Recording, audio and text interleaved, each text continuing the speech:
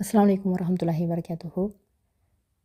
ரப்பி ஷ்ரஹ் லி ஸத்ரி வயஸ்ஸிர் லி அம்ரி வஹ்லுல் உக்தத்தம் மின் லிசானி யஃப்கஹு கௌலி.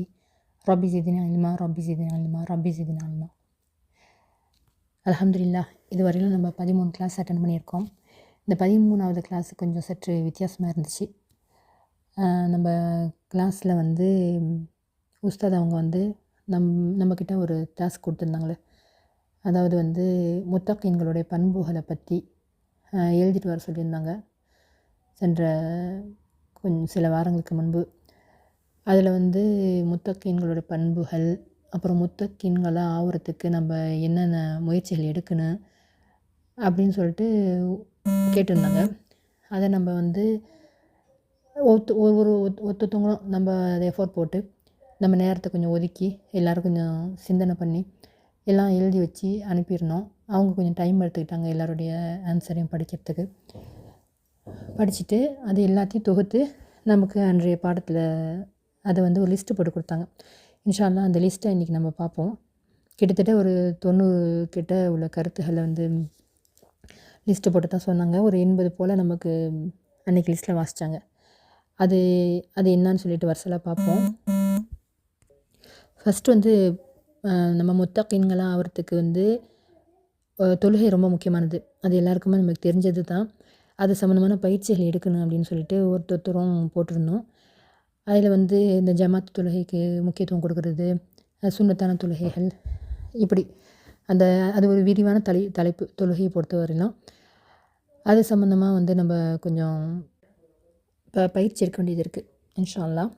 அடுத்தது ஈமானை அதிகப்படுத்துறதுக்காண்டி நம்ம மறைவானவற்றை நம்பிக்கை கொள்வது, அதற்கு தேவையான விஷயங்களை நம்ம முன்னெடுக்கணுங்கிறதெல்லாம் அது சம்மந்தமாக எழுதி அனுப்பணும். பொதுவாக எல்லாரும் எழுதி அனுப்புறதை அப்படியே தொகுத்துருக்காங்க. அது தர்மத்தை பற்றி கவனம் செலுத்தணும், தர்மம் செய்கிறதுல கவனம் செலுத்தணுங்கிறதும், முந்தைய வேதங்களை நம்புறது, மறுமையை நம்புறது, மனிதர்களை மன்னிக்கணும், மனிதர்களை மன்னிக்கக்கூடிய அந்த பண்புகளை வளர்த்துக்கணும். ஏன்னா இப்போ மன்னிக்கிறதுங்கிறது இப்போ ரொம்ப ஒரு சிரமமான ஒரு காரியமாக தான் எல்லாருக்குமே தெரியுது. அந்த மன்னிக்கிற பண்பு எல்லாருக்கும் எளிதாக கிடைக்கிறதில்ல, எளிதாக வரதில்லை. அது ரொம்ப ஒரு கஷ்டமான ஒரு பண்பு தான். ஆனால் அதை நம்ம வளர்த்துக்கணுங்கிறதையும் நம்ம மனசில் பதிய வைக்கணும். மன்னிப்பு கேட்குறது, அடுத்தவங்களை மன்னிக்கிறது ஒரு பங்கு இருந்தாலும், நம்ம தவறு செஞ்சால் நம்மளுடைய தவறையும் நம்ம ஒத்து அதுக்கு நம்ம மன்னிப்பு கேட்கணும். அந்த பண்புகளை வளர்த்துக்கணும். கோபத்தை கட்டுப்படுத்தணும். நம்ம எல்லாமே சட்டுன்னு கோபம் வரக்கூடியவங்க தான். எல்லாருக்குமே சட்டுன்னு கோபம் வந்துடும். அதை கட்டுப்படுத்துறதுங்கிறது லேசான விஷயம் இல்லை. ஆனால் குரானில் முத்தகீன்களுடைய பண்புகளில் அந்த கோபத்தை யார் மென்று முழுங்குறாங்களோ அவங்களுக்கு அந்த முத்தகீன்களுடைய பண்பு கிடைக்கும் அப்படிங்கிறத பார்க்குறோம். அடுத்தது அல்லாஹ்விடத்தில் பாவ மன்னிப்பு அதிகம் தேடணும். பொய்களை தவிர்க்கணும், பொய் பேசுகிறத தவிர்க்கணும். அல்லாஹ்வுடைய நினைவில் நம்ம அதிகப்படுத்தணும், அல்லாஹ்வுடைய நினைவை நம்ம அதிகப்படுத்தணும். திக்ரில் அதிகமாக இருக்கணும், அதுதான் ரொம்ப முக்கியமானது. தவறுகளை ஒப்புக்கொள்ளணும். அந்த மன்னிப்பு கேட்கணும்னு சொல்லும்போது தவறு செஞ்சால் தானே மன்னிப்பு கேட்போம். அப்போ நம்ம தவறுகளை ஒப்புக்கொள்ளணும். அதுக்கு அதை பிடிவாதம் பிடிச்சிட்டு இருக்கக்கூடாது. அல்லாஹ்வே சார்ந்து இருக்கணும். எந்த ஒரு விஷயமா இருந்தாலும் எல்லாத்துக்கும் அல்லாஹ் போதுமானவன் அப்படின்னு சொல்லிட்டு நம்ம அல்லாஹ் சார்ந்திருக்கணும். ஹராம் ஹலாலை பேணணும். இப்போ ஒரு பொருள் வாங்குகிறோம், அது ஹலாலா ஹராமா, நம்ம சாப்பிட்ற விஷயத்துலையும் இருக்கட்டும், நம்ம உடுத்துகிற உடையில் இருக்கட்டும், நம்ம இப்போ எதுலேயுமே இல்லை ஒரு காரியத்துலேயும் ஒரு ஹலால் ஹராம் இருக்கும் தானே. அது எல்லா விஷயத்துலையும் அந்த ஹராமா ஹலாலாங்கிறத அதை யோசித்து பார்க்கணும் நம்ம செய்கிறது. சூழ்ச்சிகளை பொறுமையுடன் மேற்கொள்ளணும்.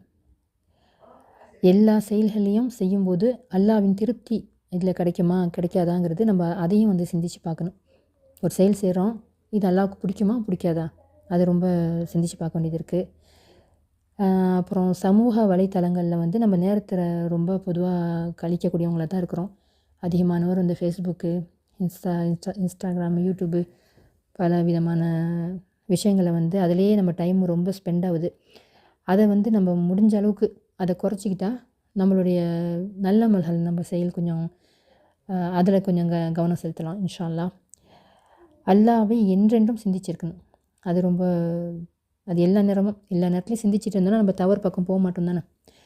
அடுத்து நம்ம கடன் வாங்குறத தவிர்க்கணும். கடன் பக்கமே அதனுடைய சாயலே இல்லாத அளவுக்கு நம்ம வாழ்கிறதுக்கு பார்க்கணும்.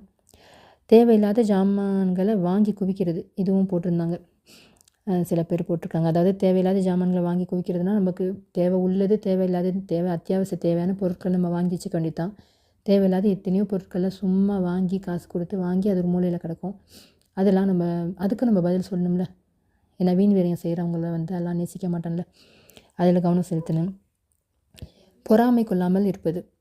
பொறாமை இல்லாத வாழ்க்கை தான். நமக்கு போதுங்கிற மனம் இருந்தாலே அந்த பொறாமை வராது. புறம் பேசாமல் இருப்பது. இதுதான் ரொம்ப பிரதானமான விஷயம்னு சொல்லணும். எல்லாருக்கும் ரொம்ப இது நம்ம நினைப்போம். நம்மலாம் புறம் பேசுகிறது கிடையாது அப்படின்னு நினைப்போம். நல்லா சிந்திச்சு பார்த்தா ஏதோ ஒரு வகையில் நமக்கு அறிஞ்சோ அறியாமலோ நம்ம பேசாமல் தான் இருப்போம். ஆனால் நம்மக்கிட்ட ஒருத்தவங்க ஒரு செய்தியை சொல்லும்போது அதுலேருந்து தவிர்த்துக்கிற அதை அவங்கள்ட்ட நீங்கள் பேசாதீங்க அப்படின்னு சொல்கிறதே ரொம்ப பெரிய ஒரு கஷ்டமான விஷயமா இருக்கும். அதை செயல்படுத்தும் போது தான் ரொம்ப அது நமக்கு தெரியுது.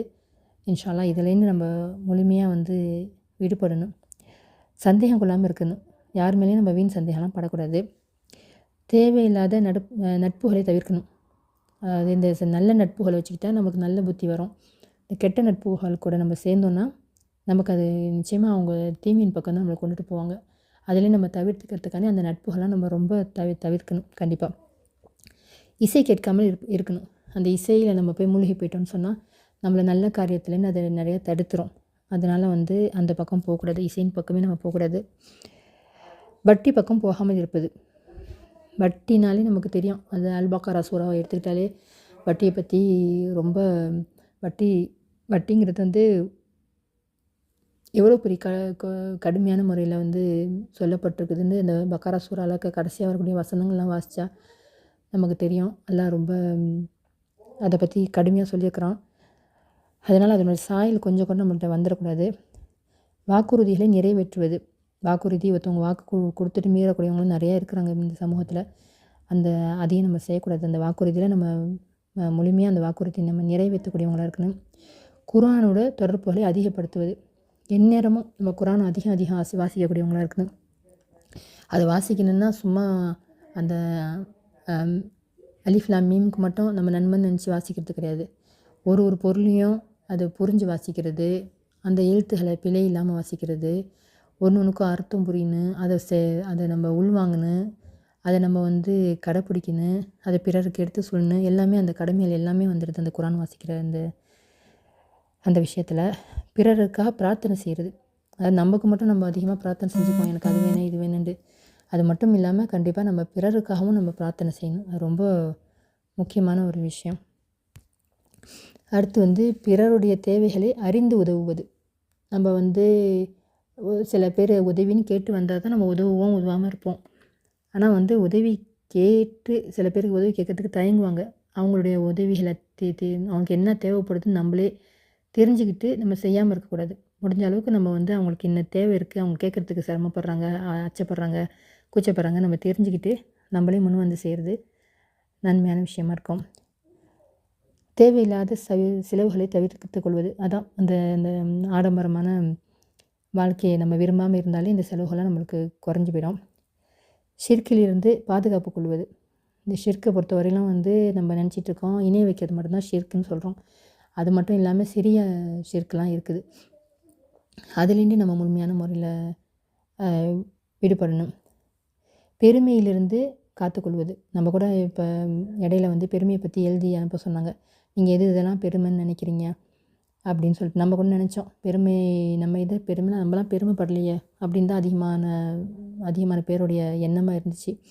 ஆனால் உட்காந்து சிந்திக்கும் போது தான் நம்ம பெருமைன்னு நினைக்காமல் இருந்த எத்தனையோ விஷயங்கள் பெருமையாக தான் இருக்குது, நம்மளை அறியாமல் பெருமை கொள்கிறோம் அப்படிங்கிறது நம்மளுக்கு புரிய வந்துச்சு. அதனால அல்லாஹ் தஆலா நம்ம அதில் முற்றிலும் அந்த பெருமை இல்லாத மக்களாக வாழ்கிறதுக்கு உதவி செய்யணும்.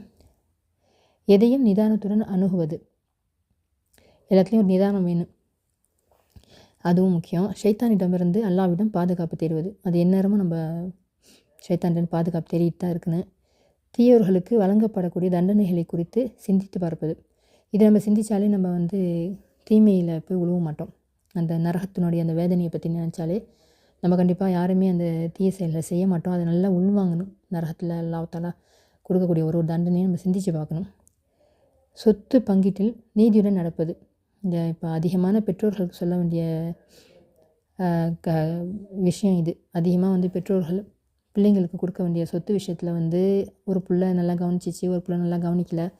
இதெல்லாம் பார்த்து வந்து இந்த பங்கீட்டு விஷயத்தில் வந்து ரொம்ப அ பாகுபாடு பார்க்குறாங்க. அது செய்யவே கூடாது.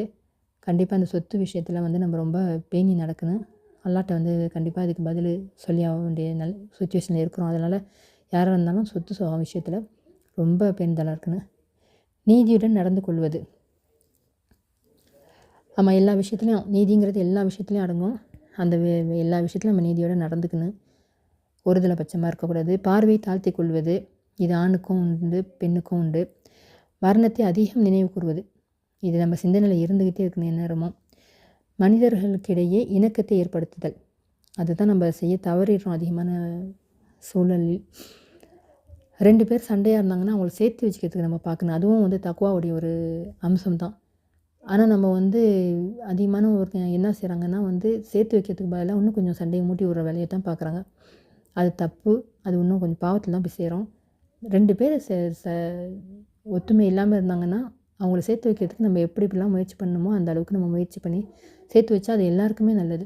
அது வந்து சுற்றில உள்ளவங்களுக்கு எல்லாருக்குமே அது நன்மையாக தான் அமையும். அந்த விஷயத்தை நம்ம கவனம் செலுத்தணும். தனிமையில் இறைவனை அஞ்சுவது.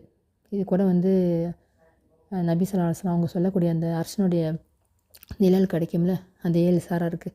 அதில் தனிமையில் இறைவனை அஞ்சி அழுத ஒரு இளைஞர்னு கூட வரமே. அதனால் நம்ம வந்து தனிமையில் இறைவனை அஞ்சுவது ரொம்ப சிறப்புக்குரிய ஒரு விஷயம். நோன்பு இருப்பது. நோன்பு இருப்பது நம்ம வந்து ரமதான் மாதம் மட்டும் இல்லாமல் சுன்னத்தான நோன்புகள்லாம் இருக்குது. மாதம் 3 நோன்பு இருக்குது. திங்கள் வியாழன் நோன்புலாம் இருக்குது. அந்த மாதிரி நோன்புலாம் தொடர்ந்து வச்சுட்டு வந்தால் உடலுக்கும் நமக்கு ஆரோக்கியம், நம்மளோட தக்வாவையும் நம்ம அதிகப்படுத்திக்க முடியும். பெற்றோர்களுக்கு பணிவிடை செய்வது ரொம்ப முக்கியமான விஷயம். அல்லாஹ் தஆலா வந்து என்னை வணங்குங்க அப்படின்னு சொல்லிட்டு அடுத்த கட்டளையே பெற்றோர்களுக்கு பணிவிடை செய்யுங்கங்கிறது தான். அதனால் அந்த விஷயத்துலையும் நம்ம ரொம்ப இன்றைக்கி வந்து ரொம்ப பாவமாக இருக்குது. ஒருத்தவங்க ஒரு பெற்றோரையும் பார்க்கும்போது எல்லாம் முதியோர்கள் இல்லம்லாம் அதிகமாகிடுச்சு. காரணம் வந்து பெற்றோர்களுக்கு செய்ய வேண்டிய கடமைகளை பிள்ளைங்க செய்யாதது தான். நம்ம இந்த ஒரு விஷயத்த ரொம்ப அலட்சியப்படுத்தணும்னா நாளைக்கு கிடைக்க வேண்டிய கூலிலாம் கிடைக்காம போயிடும். அதனால் இது ரொம்ப வந்து ஒரு முக்கியமாக பார்க்க வேண்டிய ஒரு விஷயம். அதனால் பெற்றோர்களை வந்து கண்டிப்பான முறையில் நம்ம தான் கவனிக்கணும். நம்ம போட்டி போட்டு பெற்றோரை கவனிக்கணும் தவிர அந்த பிள்ளை கவனிக்கணும், இந்த பிள்ளை நான் கவனிக்கணும், நான் மட்டும்தான் பிள்ளையா, இது நம்ம சொல்லவே கூடாது. அதுக்கு அடுத்தது முகஸ்துதியிலிருந்து விலகி இருப்பது. பிறருக்காக நம்ம எதையுமே செய்யக்கூடாது. எது செஞ்சாலும் அல்லாஹ்வுக்கான செய்யணும். இந்த முகஸ்துதியிலேருந்து நம்ம கண்டிப்பாக விலகி தான் இருக்கணும். மனசாட்சிக்கு உண்மையாக நடந்து கொள்வது. அளவு நிறுவைகளில் மோசடி செய்யாமல் இருப்பது. ஒப்பந்தங்களை நிறைவேற்றுவது. இருப்பதை கொண்டு திருப்தி அடைவது. இரவில் குறைவாக தூங்கி அதிக நேரம் வழிபாட்டில் கழிப்பது. அதாவது தூக்கம் முக்கியம்தான் நம்மளுக்கு. அதுக்குன்னு ரொம்ப நேரம் தூக்கத்திலேயே போகாமல் நம்ம இரவு நேரத்தில் ஒரு தஹஜ்ஜுத் நேரத்தில் அதுக்கு ஒரு முக்கியத்துவம் கொடுத்து எந்திரிச்சு அந்த நேரத்தில் கேட்கக்கூடிய துஆக்கு அல்லாஹ் தஆலா எவ்வளோ ஒரு பவர் இருக்குதுன்னு சொல்கிறான். அதனால் கண்டிப்பாக அந்த நேரத்தில் ஒரு முயற்சி பண்ணி அந்த தூக்கத்தை கலைச்சி எந்திரிக்கிறவங்களுக்கு கண்டிப்பாக வந்து கூலி கொஞ்சம் கூடுதல் தான். அந்த நேரத்தில் அதை அதிகமானோர் அந்த டைமில் எந்திரிக்க மாட்டாங்கன்னு தெரிஞ்சு தான் அல்லாஹ் தஆலா அந்த நேரத்தில் கேட்கக்கூடிய துஆக்கு ஒரு பவர் இருக்கிறதா சொல்கிறான். அவங்க கடைசி வானத்தில் இறங்கி கேட்குறவங்க யாரும் இருந்தாலும் நான் கொடுக்குறேன் அப்படின்னு சொல்லிட்டு அவன் ரெடியாக இருக்கிறான். அந்த டைமை நம்ம பயன்படுத்திக்க மாட்டோம். இன்ஷா அல்லாஹ் கண்டிப்பாக தஹஜ்ஜுத் தொழுகையை அது பேணுதலாக தொழுகிறதுக்கு எல்லாருமே முயற்சி எடுக்கணும் இன்ஷா அல்லாஹ். சஹர் நேரங்களில் பாவ மன்னிப்பு தேடுவது. இந்த ரமதான் மாதம் நெருங்குது. இதெல்லாம் நம்ம முக்கியமாக கண்டிப்பாக செய்யணும். மலர்ந்த முகத்துடன் பிறரை பார்ப்பது. சில பேர் பார்த்தாலே வந்து இது ஒருத்தவங்களை சந்தித்தாலே ஒரு முகத்தை வந்து ஹொருன்னு வச்சுக்கிட்டு அந்த அந்த இதை காட்ட மாட்டேங்கிறாங்களோ அந்த ஒரு அந்த உண்மையிலேயே அந்த மலர்ந்த முகத்தோடு ஒரு சகோதரனை பார்க்கும்போது அது ஒரு நட்பை ஒருத்தருக்கு ஒருத்தர் உருவாக்கும். நிறைய நன்மையான விஷயங்கள் அதை கொண்டு அடையலாம். அதெல்லாம் வந்து சாதாரணமாக விஷயமா நம்ம நினைக்கிறோம். ஆனால் அது சாதாரண விஷயம் கிடையாது. இரத்த உறவுகளை பேணி நடப்பது. அது இரத்த உறவுகளை பொறுத்தவரைக்கும் ஒரு 3 நாள் கூட நம்ம பேசாமல் இருக்கக்கூடாது. அது ஹராம். அது இப்போ இன்றைக்கி மாதக்கணக்கில் வருஷக்கணக்கில் உறவே இல்லாமல் இந்த எவ்வளோ இரத்த உறவுகள் எப்படி மனசு வருதுன்னே தெரியல. கூட பிறந்தவங்க கூட இந்த மாதிரி வருஷக்கணக்கில் பிரிஞ்சு இருக்கிறது, பேசுகிறதில்ல, ஒரு நலம் விசாரிக்கிறதில்ல, ஒரு எதுவுமே ஏதோ ஒரு சொத்து சுகத்தினாலேயோ இல்லை ஒன்றுமே இல்லாத ஒரு பிரச்சனைனாலோ பேசாமலே வருஷக்கணக்கில் கழிக்கிறாங்க. இது வந்து பெரிய பாவம். இதெல்லாம் தவிர்த்துக்கணும். எல்லோரையும் சமமாக பார்ப்பது. அதாவது காசு உள்ளவங்க காசு இல்லாதவங்க அப்படின்னு இல்லாமல் எல்லா விதத்துலேயும் எல்லாரையும் சமமாக பார்க்கணும். உதவி செய்தவர்களை மறக்காமல் இருப்பது. அதாவது நம்ம யாருக்காச்சும் உதவி செஞ்சுட்டோம்னா அதை மறந்துடணும். அவங்கள்ட்டேருந்து நம்ம பிரதிபலனை எதுவுமே எதிர்பார்க்கக்கூடாது. ஆனால் அவங்க நம்மளுக்கு செஞ்ச உதவி நம்ம மறக்கக்கூடாது. நம்ம அவங்களுக்கு எந்த ஒரு இக்கட்டான சிச்சுவேஷனில் உதவி செஞ்சுருப்பாங்க. ஏதோ ஒன்று, ஒரு சின்ன உதவியோ பெரிய உதவியோ கண்டிப்பாக உதவி செஞ்சவங்களை நம்ம மறக்கக்கூடாது. தான் மட்டும் இல்லாமல் பிறரையும் நேர்வழிக்கு கொண்டு வருவது. ஆமாம், இதுதான் ரொம்ப பேர் விட்டுறோம். அதாவது நான் நல்லா இருந்தால் போதும், நான் தொழுவுனா போதும், நான் வந்து நோன்பு வச்சா போதும், நான் நல்லாட்ட போய் பதில் சொல்லிக்க போகிறேன். இது பத்தாது. இது இப்படி நம்ம எல்லாருமே நினச்சோன்னா இன்றைக்கி எப்படி நம்ம இன்றைக்கி ஏகத்துவம் நம்மக்கிட்ட வந்திருக்கோம். இன்றைக்கி எல்லாரும் வந்து பயான் பேச போய் இல்லை மார்க்கத்தை பிறருக்கு எடுத்து சொன்னதுனால தானே இன்றைக்கி நமக்கு ஒரு கல்வி கிடச்சிருக்குது. அப்போ அதை நினச்சி நிச்சயமாக நம்மளோட இது போயிடக்கூடாது. அடுத்தவங்களுக்கு எத்தி வைக்கணும். அடுத்தது நாவை பேணி நடப்பது. ரொம்ப ரொம்ப ரொம்ப கஷ்டமான ஒரு விஷயம் எல்லாருக்குமே, இந்த நாவை பேணி நடப்பது. ஆனால் அதுக்கு ரொம்ப ப்ராக்டிஸ் பண்ணணும் இன்ஷா அல்லாஹ். அவதூறு பேசாமல் தவிர்த்து கொள்வது. இருக்கிறது பேசுகிறதே பாவம், இல்லை இல்லாதது பேசுகிறதுக்கு பேர் தான் அவதூறு. சுய பரிசோதனையில் கவனம் செலுத்துதல். ஒவ்வொரு முறையும் ஒவ்வொரு செயலையும் நம்ம சுய பரிசோதனை செய்யணும். நம்ம இன்றைக்கி என்ன செஞ்சோம், நம்ம இந்த நாளை எப்படி கழித்தோம், நன்மையில் கழிச்சோமா, தீயத்தில் கழிச்சோமா, என்ன செஞ்சோங்கிறத நம்ம ரொம்ப அதை சிந்தித்து பார்க்க வேண்டியது இருக்குது. அடுத்தது வந்து பாவ மன்னிப்பிற்காக உடனடியாக ஒரு நன்மை செய்து விடுவது. நம்ம வந்து பாவ மன்னிப்பு தேடுவோம். நம்ம தப்பு பண்ணிட்டோம் அப்படின்னு சொல்லிட்டு ஏதாவது அல்லாட்ட வந்து இஸ்திக்ஃபார் செஞ்சுக்குவோம். அது மட்டும் இல்லாமல் அதுக்கு வந்து உடனே ஒரு நன்மை, அந்த பாவத்துக்கு பதிலாக ஒரு ஏதாச்சும் ஒரு நன்மையான காரியத்தை செஞ்சிடணும். எவ்வளோ நன்மையான காரியங்கள் இருக்கும். தர்மம் செஞ்சிடலாம். அல்லது வந்து ஒரு 2 ரக்காயத்து நம்ம அல்லாவுக்கு ஒரு 2 ரக்காயத்து நம்ம பாவம் செஞ்சதுக்கு அனுப்பி தொழுவலாம். இல்லாட்டி பாவம் செஞ்சவங்க இல்லை இப்போ செஞ்சிட்டோம், ஒருத்தவங்கள்ட்ட போய் மன்னிப்பு கேட்கலாம். ஏதோ பல விதமான விதத்தில் பரிகாரம் தேடிக்கலாம். பிறரை பற்றி குறைகள் பேசாமல் இருப்பது. யாரை பற்றியும் பேச தேவையில்லை. நம்ம வேலை உண்டு, நம்ம ஒன்று போனாலே இதை தவிர்த்துக்கலாம். பிறருடைய தவறை துருவி ஆராயாமல் இருப்பது. இது அடுத்தவங்க வீட்டில் என்ன நடக்குது, ஏது நடக்குது, என்ன இது இப்படி இருக்குமோ அப்படி இருக்கும், இதெல்லாம் நம்ம தவிர்த்துக்கணும். வீணான காரியங்களிலிருந்து விலகி இருப்பது. தேவையில்லாத விஷயத்துக்கு பக்கம் போகக்கூடாது. விருந்து கொடுப்பது. இதெல்லாம் இப்போ ரொம்ப குறைஞ்சி போயிடுச்சு, விருந்து கொடுக்குறதுங்கிறது. ஆனால் அந்த விருந்து கொடுக்குறது இதெல்லாம் வந்து சுன்னத்தான விஷயந்தான். அதனால் கண்டிப்பாக இதெல்லாம் நம்ம திருப்பி கொண்டு வரணும் இன்ஷா அல்லாஹ். தூங்குவதற்கு முன் அன்றைய தினத்தில் கணக்கை பரிசீலிப்பது. அன்றைக்கி நான் என்ன செஞ்சேன், அதுதான் இப்போ சொன்னோம்ல சுய பரிசோதனை. அது கருப்பை பாதுகாத்து கொள்வது. கெட்ட வார்த்தை பேசாமல் இருப்பது. சாபமிடாமல் இருப்பது. அமானியத்தை பேணுவது. தனக்கு கிடைத்த அறிவை பிறருக்கு கற்பிப்பது. அல்லாஹ்வின் நினைவுபடுத்தக்கூடிய சபைகளை தேர்வு செய்வது. நல்ல தோழமைகளை வளர்த்துக்கொள்வது. இதுதான் நம்ம நல்ல சபைகளை தேர்ந்தெடுக்கணும். இப்போ பயான் சபை அது ஒரு நல்ல சபை தான். எங்கெங்கெல்லாம் அல்லாஹ்வை பற்றி பேசுகிறோமோ அது எல்லாமே நல்ல சபை தான். அதை தான் நம்ம தேர்வு செய்யணும். எந்த நேரத்தில் தவறான கருத்துக்கள் பேசப்படுதோ, தவறான செயல்கள் நடக்குதோ அங்கே நம்ம அந்த பக்கமே நம்ம தலையை காட்டக்கூடாது. தவறுகளில் பிடிவாதம் காட்டாமல் இருப்பது. தவறு செஞ்சிட்டோம், அதில் வந்து நம்ம வந்து பிடிவாதம் காட்டாமல் உடனே வந்து தவறாமல் நம்ம செஞ்சிட்டோங்கிறத ஒப்புக்கொள்ளணும். தஹஜத் தொழுகை பேணி தொழுவது. அதான் இரவில் கம்மியாக தூங்கணும்னு சொன்னோம்ல, அப்போ இதுக்கு ஒரு முக்கியத்துவம் கொடுக்கணும். பசித்தவருக்கு உணவளிப்பது. ஆமாம், இருக்கிறவங்களுக்கு கொடுக்கறது நன்மை தான், ஆனால் இல்லாதவங்களுக்கு கொடுக்குறது தான் இன்னும் சிறப்பானது. குரானில் எக்கச்சக்கமான வசனங்கள் நம்ம பார்க்கலாம். வந்து அனாதைகளுக்கு நம்ம உதவுறது, பசித்தோர்களுக்கு உதவுறது, ஏழைகளை நம்ம அனுசரிக்கிறது, அதெல்லாம் ரொம்ப ஒரு முக்கியமான அதிகமாக சொல்லப்பட்ட ஒரு விஷயம். அது அந்த பசித்தவர்களுக்கு உணவளிப்பது. தக்குவாவை வேண்டி அல்லாஹ்விடம் துவா செய்யணும். நம்ம தக்குவா வேணுங்கிறத ஒரு துவாவாக நம்ம துவாவை சேர்த்துக்கணும். நம்ம துவாவில் இந்த தக்குவா கூடிய அல்லாஹ் அப்படின்னு சொல்லிட்டு, இறையச்சத்தக்கூடிய அல்லாஹ் அப்படின்னு சொல்லிட்டு நம்ம துவாவை சேர்த்துக்கணும். ஜக்காத்தை முறையாக வழங்குவது. ஆமாம், இன்றைக்கி ஜக்காத்து வந்து 100க்கு 2.5% தெரிஞ்சு வச்சுருக்கோம். ஆனால் அது முறையாக கொடுக்குறோமா, அது மாதம் அது ஒரு பொருளும் நமக்கு இதெல்லாம் வருதோ அது அத்தனையும் கணக்கு பார்த்து மிஸ் பண்ணாமல் கொடுக்குறோமா, அதில் கொஞ்சம் கவனம் செலுத்தி கண்டிப்பாக கொடுக்கணும். ஏன்னா இது வந்து கடமை, எல்லாம் நம்மளுக்கு விதித்த கடமை. கண்டிப்பாக அதை நம்ம கொடுக்காமல் இருந்துடக்கூடாது. ஆரோக்கியத்தில் கவனம் செலுத்துவது. ஆமாம், நம்ம ஆரோக்கியமாக இருக்கணும். ஆரோக்கியமும் ஏன்னா இது நம்மளுடைய உடல் கிடையாது, இது அல்லாஹ் தஆலா நம்மளுக்கு கொடுத்த அமானிதம். அதனால் இது கண்டிப்பாக நம்ம பேணி பாதுகாக்கணும். அது கண்டிப்பாக நமக்கு அது ஒரு கடமை தான். இறைவன் மீது நல்லெண்ணம் கொள்வது. இது அத்தனையும் நம்ம லிஸ்ட்டு போட்டு கொடுத்தாங்க நமக்கு. இது அத்தனையுமே தக்குவாவுக்கு பயன் தரக்கூடியது தான். எதையுமே அலட்சியமாக எடுத்துக்கக்கூடிய ஒன்று கிடையாது. ஒரு தக்குவா உள்ள மனிதர் வந்து இதெல்லாம் செய்யக்கூடியவராக இருப்பார். இது அத்தனையும் நம்மளால் உடனே செய்ய முடியுமானா, இதுக்கு பயிற்சி தான் நம்ம எடுக்கணும். பயிற்சி எடுத்தால் தான் முடியும். ஒரே நேரத்தில் செய்ய முடியாது. கொஞ்சம் கொஞ்சமாக தான் நம்ம செய்ய முடியும். சில விஷயங்கள் நம்ம ஏற்கனவே செஞ்சிட்ருப்போம். பல விஷயங்கள கூட செய்யலாம். சில விஷயங்கள்ல இன்னும் கொஞ்சம் கூடுதலா கவனம் செலுத்தி செய்யணும். நம்ம வந்து எளிமையான விஷயங்கள தான் நம்ம இப்போ கையில் எடுத்துக்கணும். ஒரு விஷயத்த நம்ம இப்போ எடுத்துக்கிட்டு அதை நம்ம செயல்படுத்துறதுக்கு முயற்சி பண்ணணும். அதை வந்து தொடர்ந்து நம்ம செய்ய ஆரம்பிச்சிட்டோம்னு சொன்னால், அதை கடைசி வரையிலும் நம்ம விடமாட்டோம். அப்போ ஒரு விஷயத்த நம்ம எடுத்து அதை ப்ராக்டிஸ் பண்ணி, அந்த மாற்றத்தை நம்ம கொண்டுட்டு வரணும். அந்த மாற்றத்தை அப்போ நமக்கு ஒரு நம்பிக்கை வரும். நம்மளால இதை மாறிக்க முடியும், அந்த விஷயத்த நம்ம மாற்ற முடியும் அப்படின்னு ஒரு நம்பிக்கை வரும்.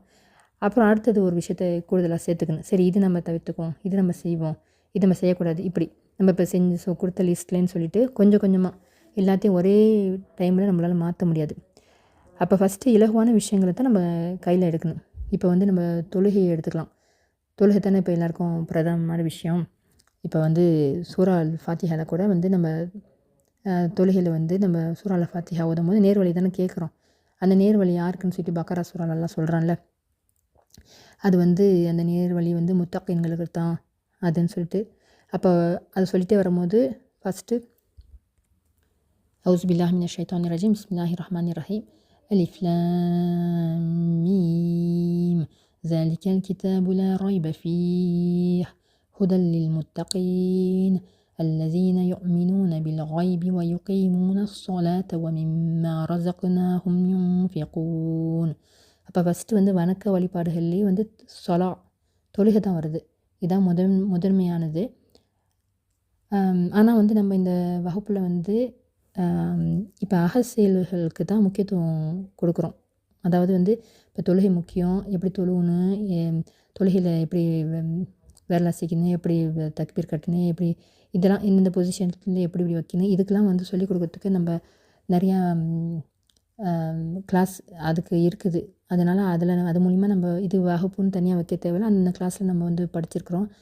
எல்லாமே அதை பார்த்து நம்ம கற்றுக்குறோம். அதை பார்த்து நம்ம கற்றுக்குறோம். அதை பார்த்து நம்ம கரெக்ஷன் பண்ணிக்கிறோம்.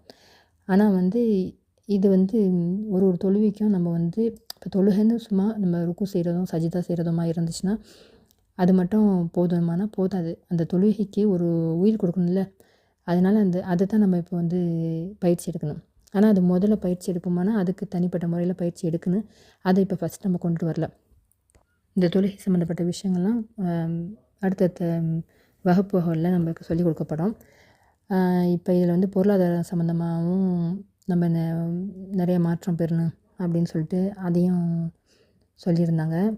இந்த சமூக வலைத்தளங்களில் மொபைல் ஃபோனை குறைக்கணும்.